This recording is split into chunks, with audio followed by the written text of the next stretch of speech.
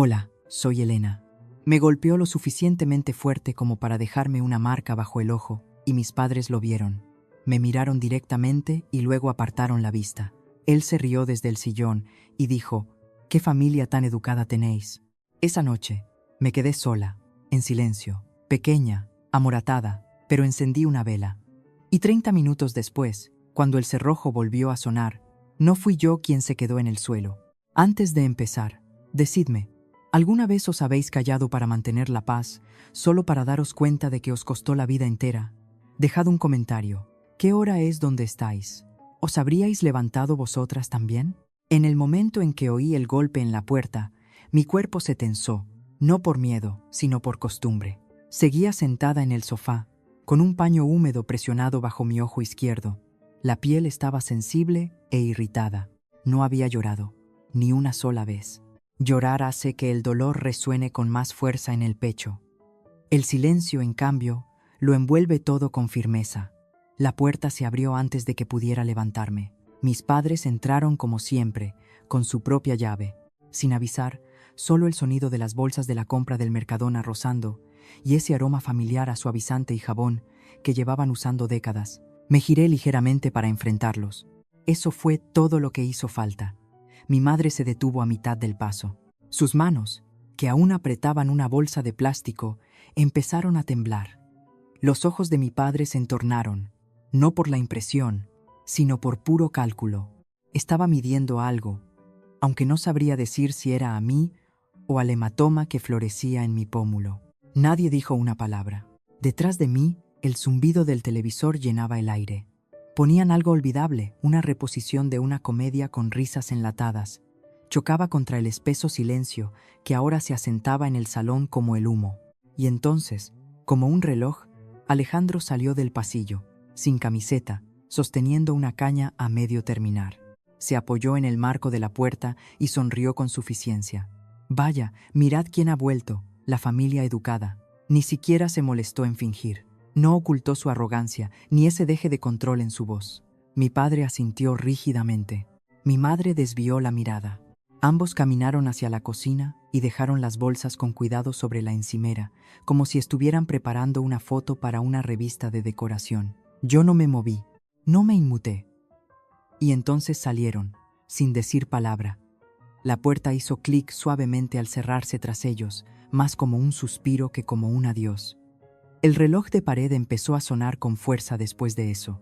O quizá solo me lo pareció a mí.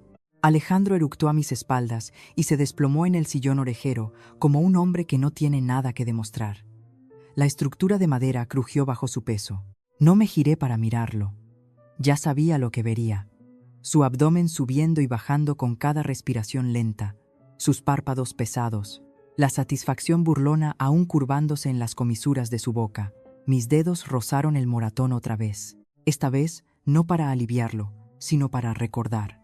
La verdad es que esto no había empezado hoy. Nunca empieza hoy. Fue 2 horas antes. Finalmente lo había dicho en voz alta. «Deja de tratarme como si fuera algo que compraste en las rebajas». Espeté. Alejandro estaba a mitad de su cerveza en la cocina. Ni siquiera parpadeó. Solo me miró como si estuviera interrumpiendo su programa favorito. «¿Has terminado?», preguntó con voz plana. «Hablo en serio. Eso fue todo». El bofetón llegó tan rápido que ni siquiera tuve tiempo de reaccionar. Me pitaron los oídos. Tropecé y caí con fuerza contra el borde de la encimera. El aire abandonó mis pulmones en un solo jadeo. Parpadeé hacia él y de repente se disculpó. Así, sin más. Mano extendida, voz suavizada. «Cariño, vamos. Siempre estás pinchando. Siempre tienes que montar un drama». No recuerdo haber asentido, pero sé que no discutí. De vuelta en el salón, el sillón siseó mientras él se acomodaba, quedándose ya medio dormido como si nada hubiera pasado. La botella de cerveza cabeceaba sobre su pecho, equilibrada por la inercia. La habitación olía a lúpulo barato y a esa colonia fuerte que él creía que aún funcionaba. Me levanté despacio, fui al baño, me limpié la sangre del labio con papel higiénico y no me inmuté cuando el papel salió rojo. Me miré en el espejo durante mucho tiempo. La mujer que me devolvía la mirada parecía cansada, pero no estaba rota. No les importo a ellos, no le importo a él, pero existo, dije en voz alta. Mi voz no tembló. Cogí el móvil, abrí un hilo de mensajes guardado solo con una inicial. Escribí: estoy lista. Luego lo borré, lo escribí de nuevo y lo envié. No esperé respuesta. No la necesitaba. En el salón, el cielo se había oscurecido. Una brisa fría se colaba por el marco de la ventana, haciendo que las cortinas se agitaran como si algo respirara fuera. Pasaron 30 minutos, de esos en los que el aire se espesa y la mente se agudiza. Y entonces, el clic de la puerta principal. Alejandro se removió, gruñó, pero no se levantó. Me levanté en silencio, fui a la puerta y la abrí.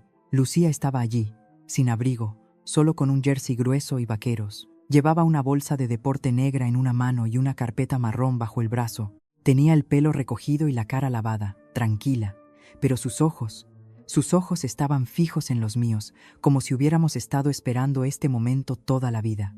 No saludó, no sonrió. Simplemente entró y miró primero a mí, luego al moratón y luego a Alejandro. Asentí levemente. Dejó la bolsa en el suelo con suavidad y la carpeta al lado. Sin palabras. Fui a la cocina. El suelo crujió bajo mis pies descalzos. Cogí un sobre negro pequeño del cajón, de esos que guardas para cartas que no necesitan sellos. Alejandro se removió de nuevo, masculló algo y abrió un ojo. Puse el sobre justo al lado de su cerveza. Él entornó los ojos. ¿Qué narices es eso?, refunfuñó. Lo miré de verdad. Por primera vez en todo el día, no bajé la mirada, no retrocedí. No te preocupes, dije suavemente. No es veneno. Hice una pausa. Pero podría matar algo más. Él parpadeó, confundido, e intentó alcanzar el sobre con torpeza, pero falló. Me di la vuelta y caminé por el pasillo. La alfombra amortiguaba mis pasos. Lucía me siguió en silencio, con la bolsa al hombro. La puerta del dormitorio se cerró tras de mí y dejé que el silencio dijera el resto. No di un portazo, ni siquiera dejé que el pestillo hiciera ruido. La cerré con cuidado, como quien acuesta a un bebé. Lucía ya estaba abriendo la cremallera de la bolsa antes de que yo me diera la vuelta. La habitación olía a limpiador de limón y a un miedo tenue. No el mío, el suyo. Aún se pegaba a las paredes, aunque él no hubiera entrado allí en semanas. Lucía puso la carpeta sobre la cama, junto a una muda de ropa bien enrollada, un cepillo de dientes nuevo aún en su envoltorio y un cuaderno de cuero negro con pestañas sobresaliendo. Me miré en el espejo de la cómoda. La hinchazón se había extendido desde el ojo, convirtiéndose en un hematoma sordo en el pómulo. Me presioné con 2 dedos, no para calmarlo, sino para recordarme que era real. Él lo había hecho, y mis padres lo habían visto. Me habían visto y se habían marchado. Lucía sacó una grabadora del tamaño de una barra de labios. «Pilas nuevas», dijo en voz baja. Luego me tendió la carpeta. Me senté en el borde de la cama y la abrí. Cada página me resultaba familiar. Cada línea era algo con lo que yo había convivido en silencio. Un poder notarial que me otorgaba el control exclusivo sobre las cuentas compartidas. Capturas de pantalla de las transferencias bancarias de Alejandro. Mi dinero retirado sin consentimiento, desviado a una aplicación de póker online con dados de dibujos animados. Informes de incidentes que yo había escrito pero nunca me atreví a presentar. 1 de enero, otro de junio, un tercero de la semana pasada, cada uno marcado con el mismo bolígrafo rojo que Lucía siempre llevaba en el bolso. Y al final, guardado al fondo, un contrato de alquiler. Un pequeño apartamento en Móstoles a su nombre, pero firmado por mí. «He pagado los 2 primeros meses», dijo Lucía. «No me debes nada. Necesito que lo sepas». No respondí, no lloré. Solo pasé a la última página, cerré la carpeta y la dejé plana sobre la cama. Hacía 2 semanas nos habíamos sentado en la biblioteca municipal fingiendo hojear libros de cocina mientras ella susurraba. «No necesitas esto para creerte a ti misma, pero el juez sí lo necesita. Y su abogado también». Le pregunté entonces por qué hacía todo esto, por qué se arriesgaba, y me miró como si fuera lenta. «Porque nadie más lo va a hacer, porque te creo, y porque no voy a dejar que te pudras aquí mientras ellos lo llaman matrimonio». Esa noche no dormí. Solo miré al techo y finalmente creí algo que no me había permitido sentir en años. Yo importaba para alguien. Lucía tocó su teléfono. «Tenemos una ventana de tiempo». Después de esto, vigilará cada puerta, cada mensaje, cada ruido. Asentí. Ya ha perdido el control, solo que aún no lo sabe.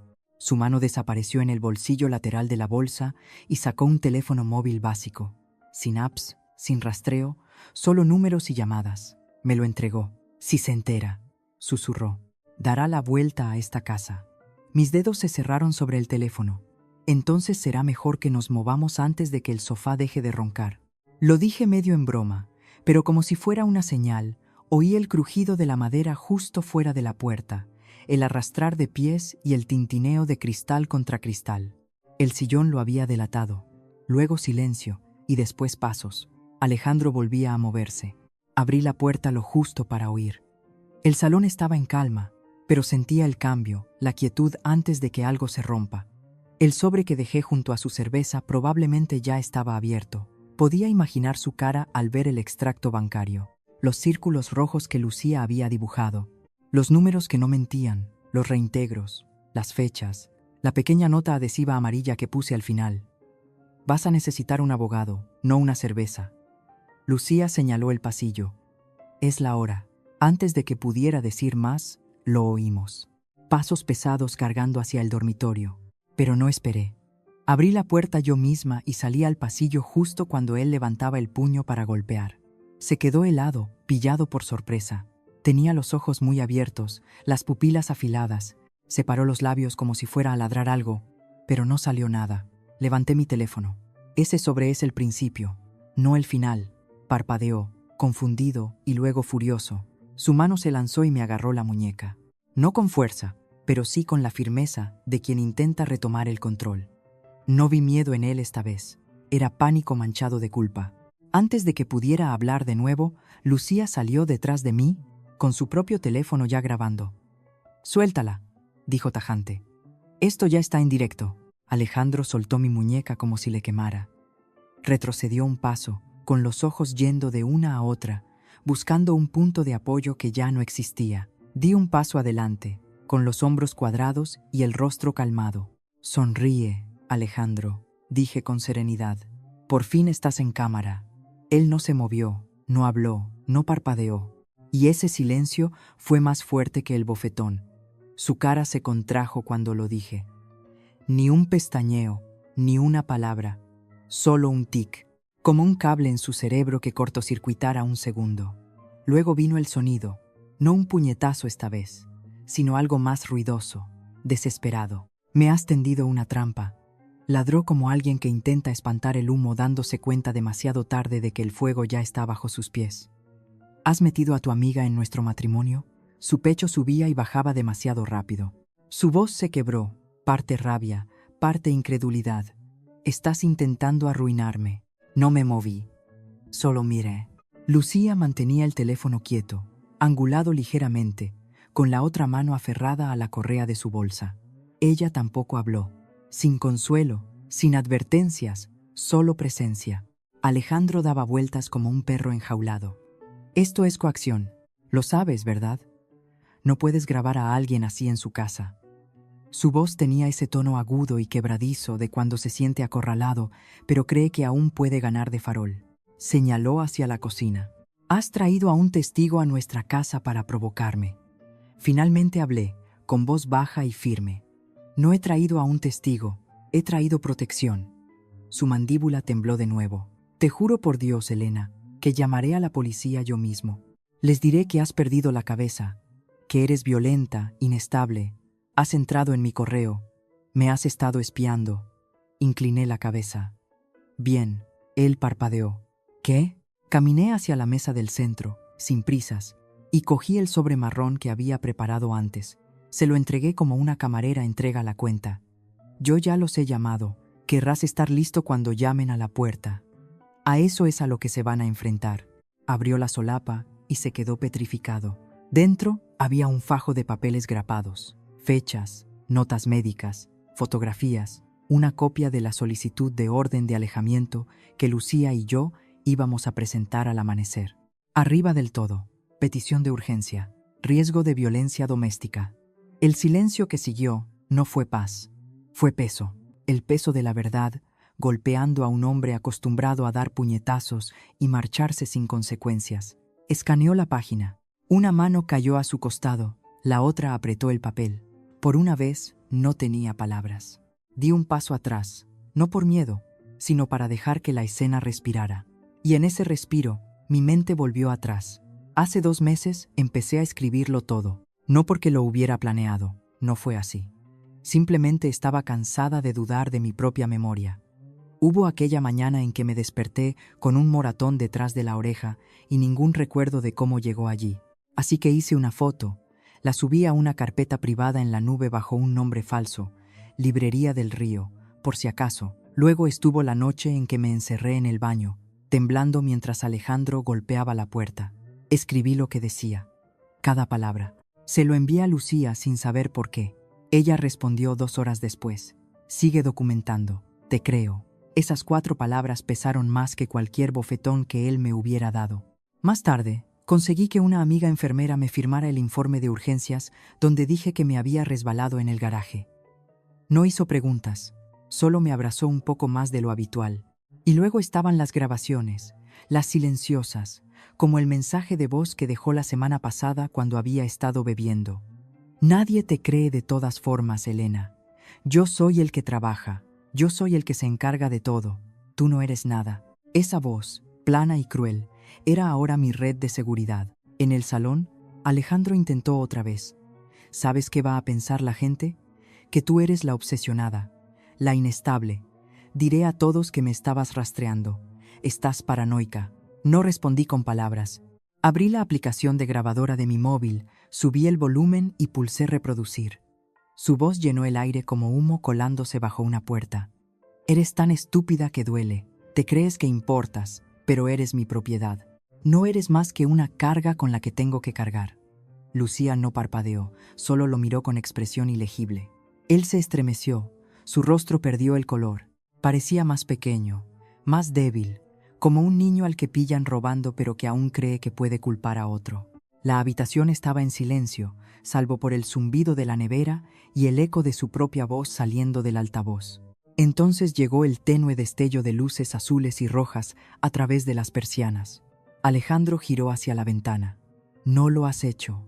¿En serio los has llamado?» No miré. No me hacía falta. Caminé hacia la puerta principal despacio.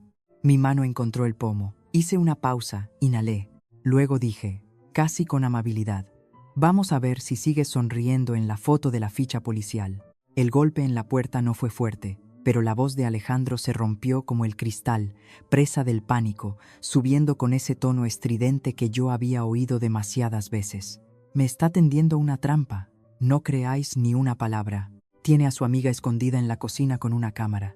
Para cuando los 2 agentes de la Policía Nacional aparecieron en el rellano, con sus linternas barriendo el pasillo, Alejandro ya se había retirado hacia la escalera, con las manos en alto, en un gesto de inocencia tan ensayado que casi podía ver los hilos detrás de sus ojos. «Me ha tendido una emboscada», dijo rápidamente.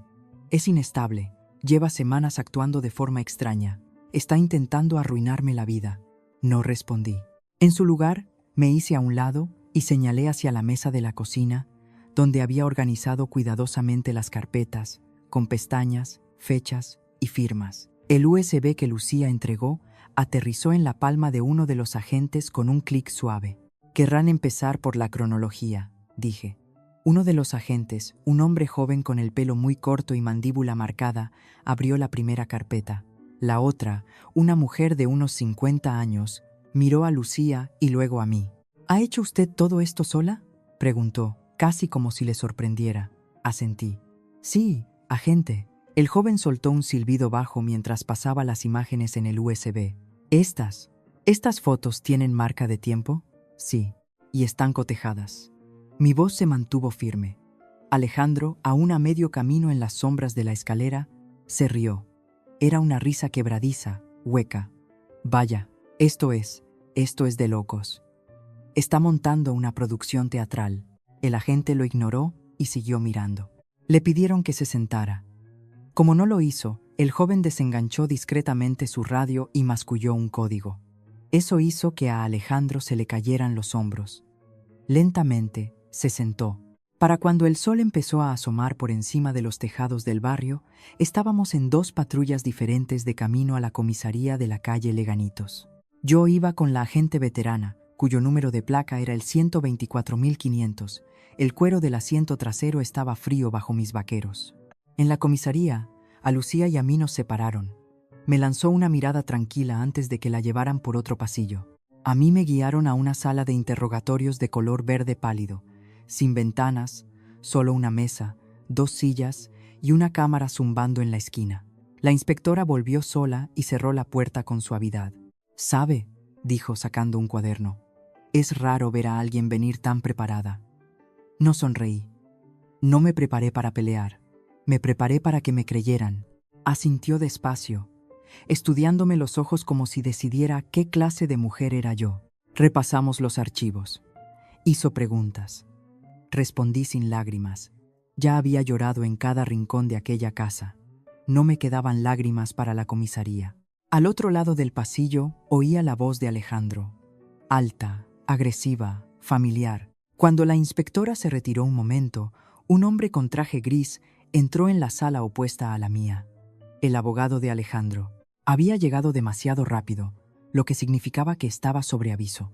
Probablemente enviado por el padre de Alejandro, un magistrado jubilado de la audiencia provincial. El cambio de energía fue inmediato. Cuando la inspectora regresó, su actitud se había enfriado.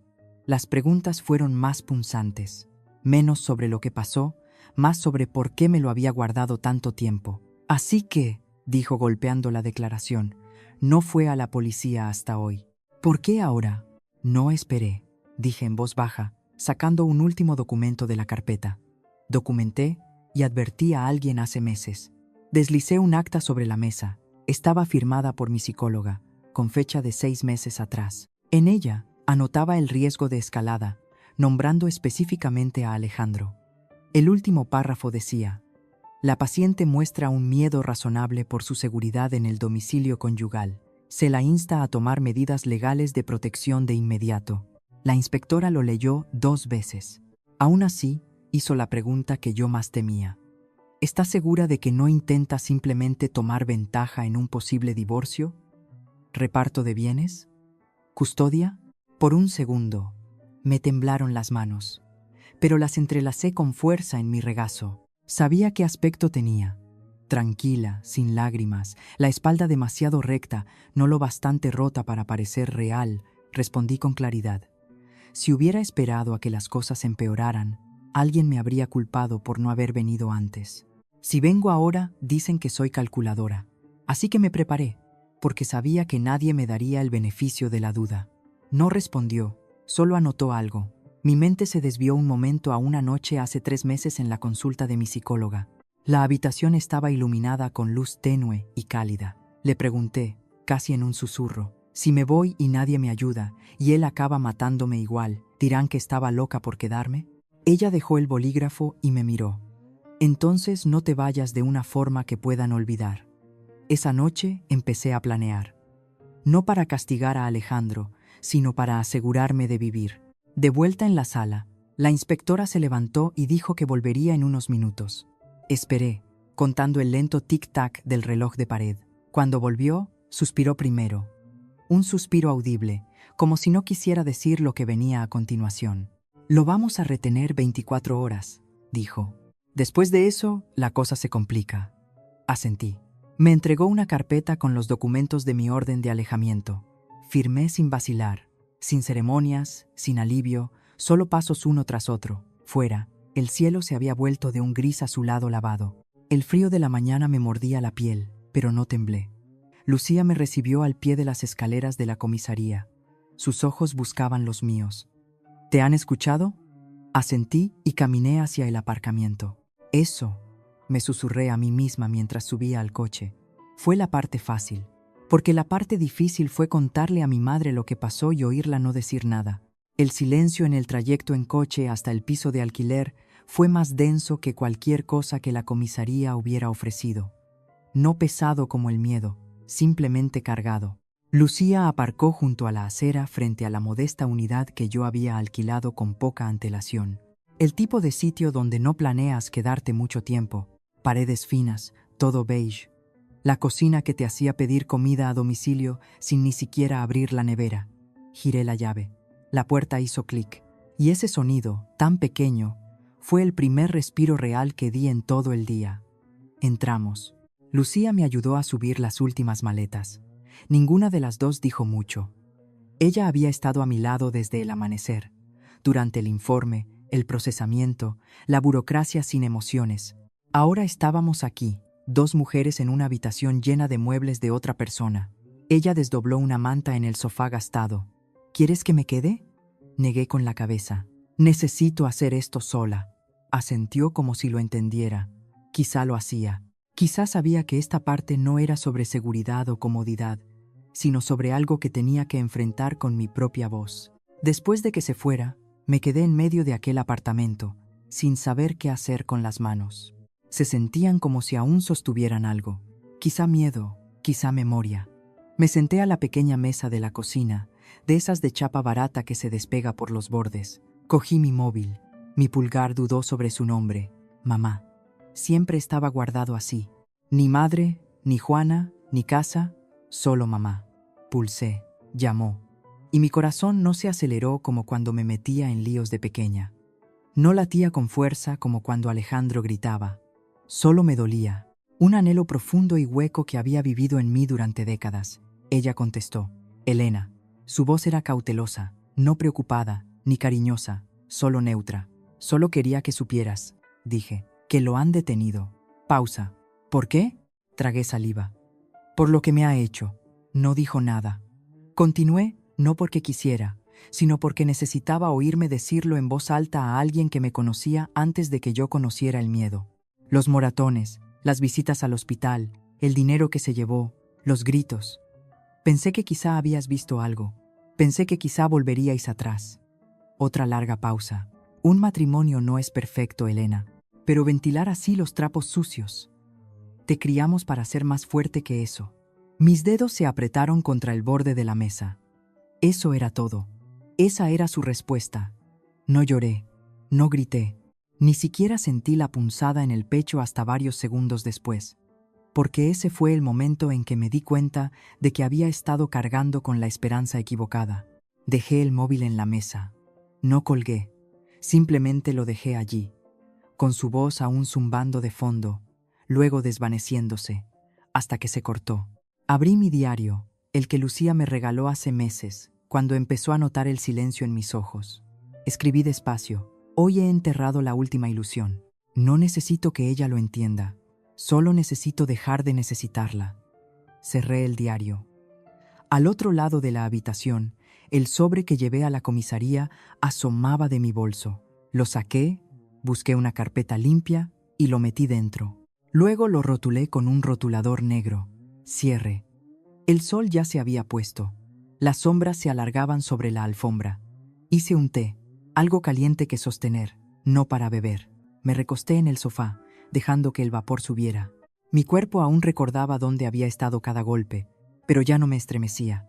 Fue entonces cuando llamaron a la puerta. No con brusquedad, solo 2 toques secos. Me levanté y abrí.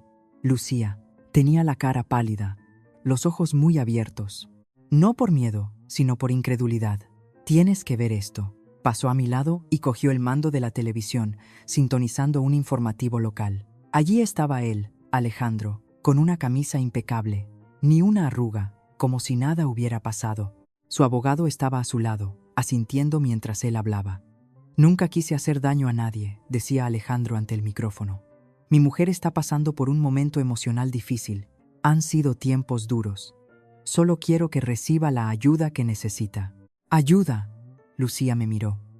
Yo no pestañeé, solo observé. Él sonrió a la cámara y algo dentro de mí dejó de temblar. Caminé hacia la mesa, abrí el portátil y me senté. Lucía inclinó la cabeza. ¿Qué estás? No respondí. Abrí un documento en blanco y empecé a escribir una carta. No a la policía, ni a un juez, sino a alguien que realmente tenía poder. Alguien con alcance. Alguien que una vez que viera lo que yo tenía, no podría ignorarlo. Cuando terminé, la leí una vez, solo una, y le di a enviar. Esa noche no lloré. Redacté una carta y se la envié a alguien con mucha más influencia que un policía local. Para cuando las luces de las farolas se desvanecieron en el gris temprano, yo seguía despierta. El apartamento estaba en silencio, salvo por el zumbido ocasional del frigorífico.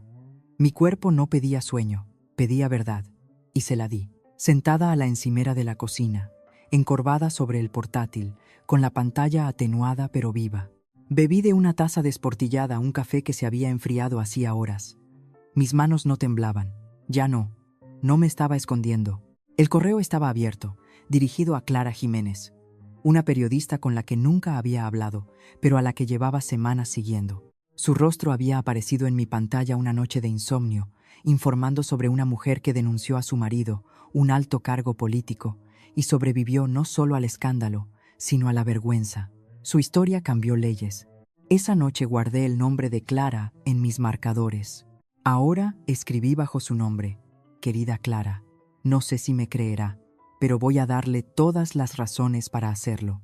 Adjunté todo: las copias de las transferencias, los archivos de audio de hacía meses, cuando mi instinto aún susurraba: no estás a salvo.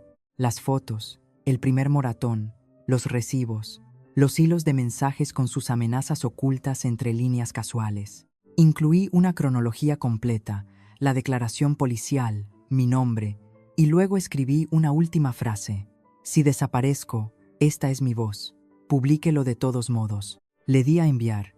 Cerré el portátil y me apoyé en la silla, mirando por la pequeña ventana de la cocina. El cielo pasaba del acero al melocotón pálido. Alguien bajaba los cubos de basura a la calle. La vida afuera no había cambiado, pero algo en mí sí. No había llorado la noche anterior y no iba a hacerlo ahora, pero mi respiración era más profunda, más lenta, como si finalmente hubiera exhalado algo que llevaba demasiado tiempo retenido. Me levanté, fui al baño, encendí la luz y me enfrenté al espejo. El moratón bajo mi ojo izquierdo empezaba a amarillear. Parecía fruta pasada. Y por un momento lo acaricié suavemente con la punta del dedo. Ya no eres mi vergüenza, susurré. No sonó poderoso, pero sonó honesto. Mi móvil vibró en la encimera. Una notificación de correo. Corrí a abrirlo. De Clara Jiménez. Asunto: su historia. Cuerpo: esto no se va a enterrar, la llamo en 1 hora. Fue entonces cuando me permití sonreír. Solo un poco. Dejé el café y me lavé la cara con agua fría. Luego volví al portátil a esperar. No di vueltas nerviosa. No dudé. Simplemente me senté allí, con el corazón firme. 45 minutos después, llegó el enlace de Zoom. Hice clic. Apareció su rostro. Ojos agudos, sin maquillaje. Parecía que no había dormido, pero también parecía alguien que no perdía el tiempo. Elena, dijo, gracias por confiar en mí. No estaba segura de si debía hacerlo. Respondí con sinceridad. Bien. No deberías confiar fácilmente, dijo ella. Pero has confiado con inteligencia. Verificó todo. Cada documento, cada marca de tiempo, cada archivo de voz. No me metió prisa, no me mimó. Simplemente escuchó y contrastó. Se sentía menos como una entrevista y más como pasar un testigo en una carrera de relevos a alguien lista para correr. Pero nada me preparó para lo que dijo a continuación. No eres la única. Parpadeé. ¿Qué? Hay otra mujer. En otra ciudad, el mismo hombre. Nombre diferente, pero el mismo patrón. Te pondré en contacto con ella, si quieres. Se me cayó el alma a los pies. Alejandro. Lo había hecho antes. Otra mujer se había sentado una vez donde yo estaba ahora, contando la misma historia a un muro de silencio. Y ahora ambas salíamos a la superficie, tomando aire, quizás siendo finalmente escuchadas. Asentí despacio. Sí, por favor. Terminamos la llamada y prometió publicar el lunes. Cerré el portátil. Mi mano dudó un segundo antes de dejar caer la pantalla con un clic suave. Justo cuando iba a levantarme, el teléfono básico que guardaba para emergencias vibró a mi lado. Un mensaje iluminó la pantalla de un número desconocido. Has cometido un error. Arréglalo o lo haré yo. Miré el mensaje, no me moví, no me inmuté. Luego dije en voz alta para nadie. No, simplemente he corregido uno finalmente. Dejé el teléfono en la encimera. No iba a vivir con miedo a él porque, por primera vez en mucho tiempo, mi voz no estaba sola. Y para el domingo, no me estaba escondiendo. Me estaba preparando. Y no era la única que estaba gestando una tormenta. El domingo, caminé bajo el frío de la mañana y entré por la puerta lateral de un viejo centro comunitario en el barrio de Tetuán. Aún olía a tiza y a café quemado de las reuniones nocturnas. Pasé por una pared llena de carteles, talleres de defensa personal, círculos de duelo, apoyo a inmigrantes, y encontré la sala que Clara había reservado para nosotras. Las sillas plegables crujieron cuando me senté. Al otro lado de la mesa de formica astillada, dos mujeres levantaron la vista, Carmen e Isabel, ambas unos años mayores que yo, ambas con rostros que contaban más de lo que el maquillaje podía ocultar. Nos saludamos, no como supervivientes, sino como estrategas. Eso fue obra de Clara. Clara nos había llamado individualmente el viernes. Había dicho: no sois las únicas, hay más, y es hora de que os conozcáis. La voz de Carmen rompió el silencio primero. No estamos aquí para intercambiar historias de guerra, ¿verdad? No, dije yo. Estamos aquí para romper el patrón. Asintió. Sus manos estaban firmes sobre una carpeta gruesa. Manipulación financiera, dijo simplemente. Falsificó mi firma, desvió cuentas comerciales a su nombre, me dejó con Hacienda respirándome en la nuca. Isabel añadió: a mí me aisló, sin tarjetas a mi nombre. Cuando presenté cargos, dijeron que no parecía lo bastante asustada la primera vez. La segunda vez, la fiscalía lo dejó pasar en interés de la estabilidad familiar. Me incliné hacia adelante. Lo que tenemos ahora no son solo historias, son pruebas. Isabel deslizó un pendrive.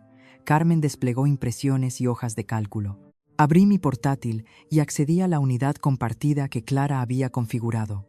Segura, encriptada y bajo un nombre falso. Cada una subió su documentación. Extractos bancarios, informes hospitalarios, mensajes, fotos, desestimaciones policiales. Cada vez que el sistema miró hacia otro lado, nosotras guardamos el momento. Esa tarde lanzamos algo pequeño pero sólido. Una página web privada, solo una portada con 3 nombres, 3 testimonios y una declaración. No estamos pidiendo justicia. Os estamos enseñando las pruebas que os negasteis a ver. Mi última carga fue un clip de audio. La voz de Alejandro, baja y burlona. Aunque grites, nadie escucha. Escribí un pie de foto bajo el archivo de audio. Nosotras nos escuchamos. Eso fue todo. Sin dramas, solo realidad. Alrededor de las 4, volví a mi piso. El viento había arreciado un poco, como si el propio aire supiera que algo estaba cambiando. Pasé por la tienda de la esquina. Compré pasta y 2 pasteles de limón. Nunca me habían gustado mucho, pero eran los favoritos de mi madre. Quizá solo necesitaba recordar que alguien solía preocuparse. O quizá me estaba preparando para el tipo de cierre que no se encuentra en los juzgados. De vuelta en casa, puse a cargar el móvil y me senté a la mesa. Entré en la web del periódico donde trabajaba Clara. Un titular provisional estaba en su carpeta de revisión final. Las manos detrás del silencio. 3 mujeres, un hombre y el sistema que lo dejó libre. Las palabras me devolvieron la mirada como algo sagrado y peligroso a la vez. Presioné la palma de la mano contra la mesa para centrarme. Mi otra mano subió casi sin pensar al moratón que se desvanecía bajo mi ojo. Seguía ahí, tenue y amarillento, pero un recuerdo al fin y al cabo. Susurré: ya no eres la vergüenza. Luego cometí el error de mirar Instagram. Alejandro había publicado una foto de nuestra boda. Yo iba de encaje, él de azul marino. El pie de foto decía: nadie la conoció como yo. No me inmuté, ni siquiera parpadeé. Me estaba provocando, jugando para su audiencia, familia, amigos, antiguos compañeros de trabajo, gente de la parroquia que aún pensaba que era encantador. Quería una reacción. En su lugar, le di silencio y algo mejor. Busqué en mis propias fotos. Encontré la que había guardado bajo llave en una carpeta en la nube durante años. Un primer plano de mi pulsera de hospital, con la fecha claramente visible. Era de la noche en que me ingresaron tras una caída por las escaleras. Un año antes de nuestra boda, Alejandro me llevó él mismo y le dijo a la enfermera que yo era torpe. Publiqué la foto sin texto, solo la verdad, plana, fea, innegable, y luego cerré la sesión. El viento sacudía los cristales alrededor de las 7:30. Hice la cena, apenas saboreándola, de pie junto a la encimera. No me sentía valiente, tampoco sentía rabia.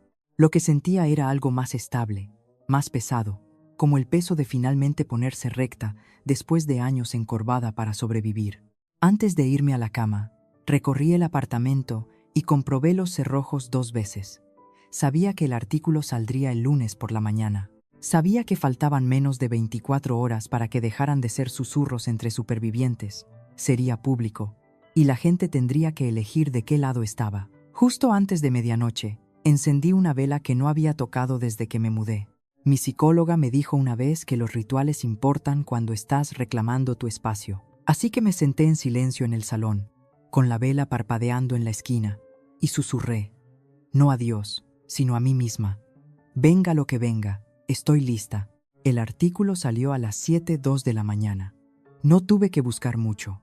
La pieza de Clara estaba fijada arriba en cada página de noticias que abría. A las 9, mi teléfono vibró con una llamada del bufete de abogados donde trabajaba Alejandro. Y a las 9:15 llegó otra alerta, esta vez de su empresa. No fueron vagos al respecto. Iniciada revisión de despido. Confidencialidad levantada. Emitiremos un comunicado público en 1 hora. Esa frase se quedó ahí, en mi pantalla, mientras yo estaba descalza en la cocina con una taza de té tibio sin tocar. Por primera vez en mucho tiempo, no sentía que estaba reaccionando, simplemente estaba respirando. No reenvié el correo, no corrí a publicarlo online, solo exhalé. El sonido más silencioso que había hecho en toda la mañana, pero el que más peso llevaba.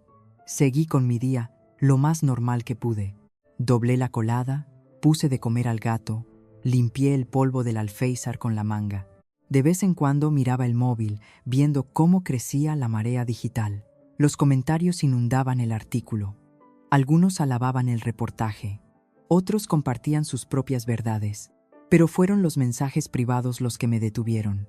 Uno era de un nombre que no reconocía, una mujer llamada Camila. Escribió: he leído el artículo, fui paciente suya en la clínica. Gracias por no quedarte callada. Me senté a la mesa, no porque me sintiera débil, sino porque mis rodillas temblaban de una forma distinta. No era miedo, era algo parecido a la liberación. A mediodía apareció otro número en mi pantalla. Un despacho oficial diferente. Dudé, pero contesté. Elena Mercier. La voz al otro lado era calmada, medida, una mujer. Me llamo Teresa Expósito, de la Fiscalía.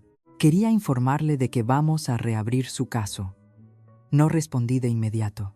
Mi mente se quedó en blanco. Teresa continuó con suavidad. Lamento que haya tardado tanto. Había barreras procesales, pero ahora que ciertas piezas han salido a la luz pública, particularmente los audios, esas barreras ya no se aplican. Podría haber dicho 1000 cosas.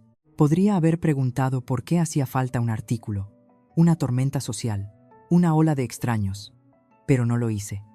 En su lugar, solo dije, gracias por ponerse al día, y ella entendió exactamente lo que quería decir. Acordamos una declaración formal para el jueves. Después de colgar, me sorprendí entrando en el dormitorio. La puerta del armario estaba entreabierta. La abrí del todo y entré, como hice hace meses, cuando mi única forma de verdad era un susurro entre perchas y silencio. Lo recordaba con claridad. El teléfono apretado contra el pecho, mi voz apenas audible.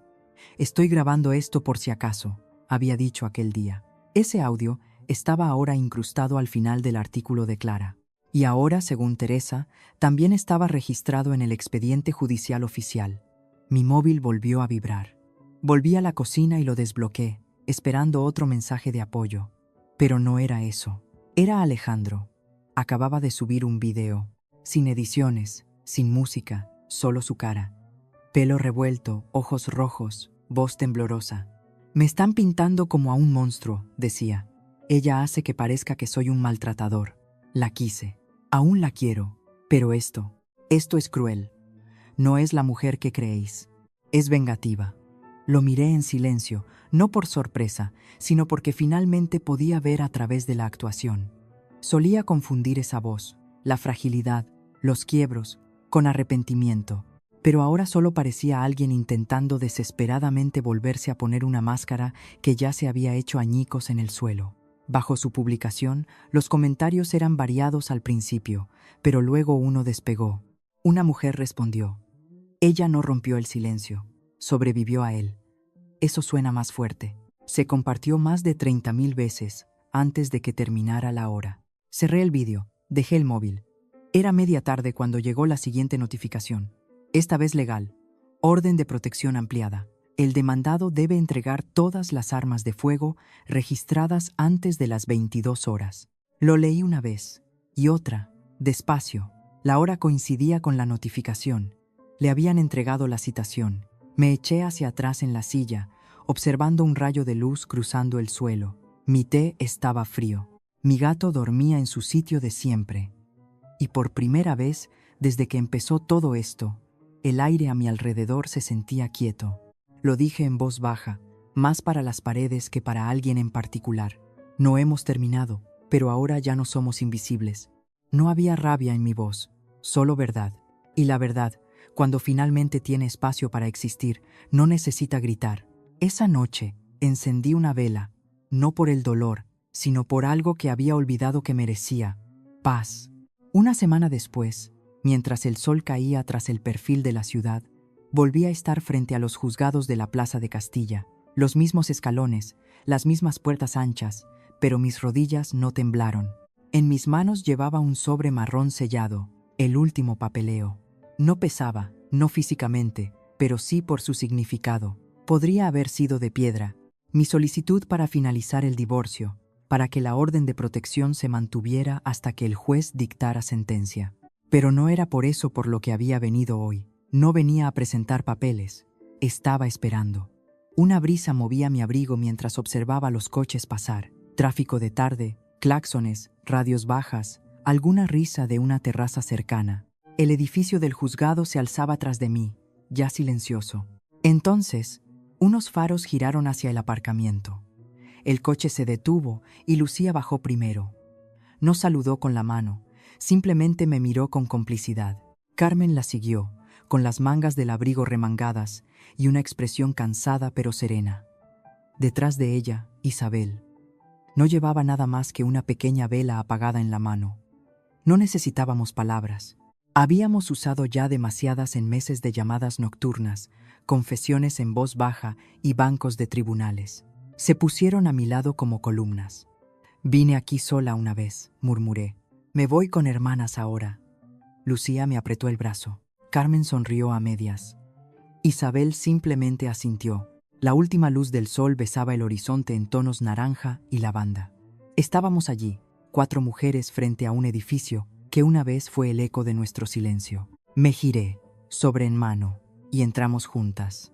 Dentro, el pasillo estaba en penumbra. Las luces fluorescentes parpadeaban. El funcionario del mostrador ni siquiera levantó la vista. Me acerqué y entregué el sobre. Preguntó, ¿presentación final? Asentí. Sí, selló el formulario. Sin cámaras, sin multitudes, sin abogados, sin Alejandro. Solo el sonido del papel deslizándose en una bandeja metálica. ¿Algo más?, preguntó. No, eso es todo. La caminata de vuelta fuera fue silenciosa. Cuando empujé las puertas de cristal, el aire se sentía más fresco, más nítido en mis pulmones. Me quedé allí un momento más, respirando. Al otro lado de la calle, una pareja pasaba del brazo hablando. Un niño perseguía una paloma en la zona ajardinada. La vida seguía moviéndose. Incluso cuando la tuya parecía pausada, nunca se detenía realmente. Carmen sacó un termo. ¿Té?, ofreció. Manzanilla. Acepté un sorbo, caliente, familiar. Recuerdo la primera vez que te llamé, dijo Isabel. Sonabas pequeña, no débil, solo oculta. Lo estaba, respondí. Esconderme parecía lo más seguro. Hubo una pausa. Luego Lucía añadió, pero aún así cogiste el teléfono. Ese momento caló hondo porque de eso se trataba, ¿no? No grité. No me derrumbé en público. No tiré nada ni peleé con él delante de testigos. Simplemente cogí el teléfono, susurré, documenté, esperé y luego actué. Pestañeé y de repente todo volvió a mí. El primer moratón que tapé con maquillaje. Los ojos de mi madre, cómo caían al suelo en lugar de encontrarse con los míos. La voz de Alejandro tras la primera disculpa. Tú me obligaste a hacerlo. el sonido de una cerradura y nadie volviendo atrás. Y finalmente yo sola en el armario, con una mano temblando, susurrando a mi móvil. Me llamo Elena. Tengo miedo, pero he terminado de fingir que no. Ese clip llegó al artículo y al expediente judicial. No porque fuera dramático, sino porque era real. Exhalé despacio y miré hacia las ventanas del juzgado. Imaginé a alguien detrás del cristal leyendo mi expediente ahora. Quizá un abogado joven, quizá un juez, quizá solo otro funcionario, y quizá harían una pausa. No por lástima, sino porque escucharon a una mujer que no gritó, que no hizo una escena, sino que sobrevivió. Me giré hacia las demás. Caminaré a casa. ¿Segura?, preguntó Lucía. Asentí. Necesito que me dé el aire. No discutieron. Me abrazaron una tras otra. Sin fanfarrias, sin discursos finales. Mientras se alejaban, Isabel me puso la vela apagada en la mano. Para tu ventana, dijo, por si alguien aún sigue ahí fuera, esperando a creer que las cosas mejoran. Caminé el resto del camino con la vela guardada en el bolsillo. Las calles brillaban en ámbar bajo las farolas. Mis pasos se sentían más ligeros. No libres del todo, quizá, pero ya no encadenados. Cuando llegué a mi piso, abrí la puerta, me quité los zapatos y me moví por las habitaciones sin encender todas las luces como antes. El sitio no era grande, pero era mío, y estaba en silencio. No el tipo de silencio que esconde golpes, sino el que te permite exhalar. Me puse ante la ventana, la misma por la que había mirado la noche en que él no volvió y las noches en que deseaba que no lo hiciera. Encendí la vela. Su pequeña llama parpadeó suavemente contra el cristal, proyectando la luz justa para ser vista desde la calle. Y entonces susurré, no a la habitación, ni a él, sino quizá a alguien que fuera como yo una vez. Hay moratones que nadie ve, hay silencios que cortan más que los puños, pero también hay algo más. El tipo de curación que no pide permiso. No me moví durante mucho tiempo, solo me quedé allí viendo arder la vela, y en su luz no vi lo que había perdido, vi lo que finalmente había encontrado,